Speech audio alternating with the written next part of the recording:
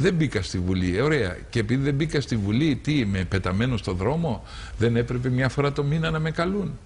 Άρα είναι φασίστες οι διοικούντες. Με συγχωρείτε, αλλά είναι αυτό το πράγμα. Εντάξει, να το κάνει ένας Κυριακού ή ένας Αλαφούζος που ζητώ το πόθεν έσχεστο, το αντιλαμβάνομαι, με εκδικείται.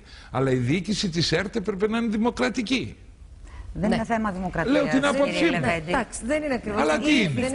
Μα καλεί 100 φορές το Βενιζέλο. Ακόμη και τώρα καλούν. Ακόμη και τώρα. Είναι τα εντός Βουλής κόμματα. Είναι και τα εντός Βουλής. Αφήστε τώρα τα εντός και τα εκτός. Λέω τώρα, εγώ λέω κάτι άλλο. Λέω κάτι άλλο. Καλούν συνέχεια τον Παυλόπουλο, την Παδιαμαντοπούλου. Έχετε πρωινές εκπομπές. Ένας Αρβανίτης, τα παρακολουθώ. Δεν μπορούσε μια φορά το δίμηνο να καλεί και κάποιο κόμμα σαν την Ένωση Κεντρών? Δηλαδή θα έχανε κάτι η ΕΡΤ. Θα κέρδιζε νομίζω η ΕΡΤ.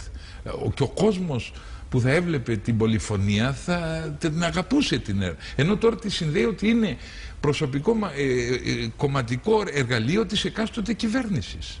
Εσείς σαν εργαζόμενοι αυτό νομίζω πρέπει να υπερασπίζεστε και όχι να το ζήτω ο Παπανδρέου, ζήτω ο Καραμαλής.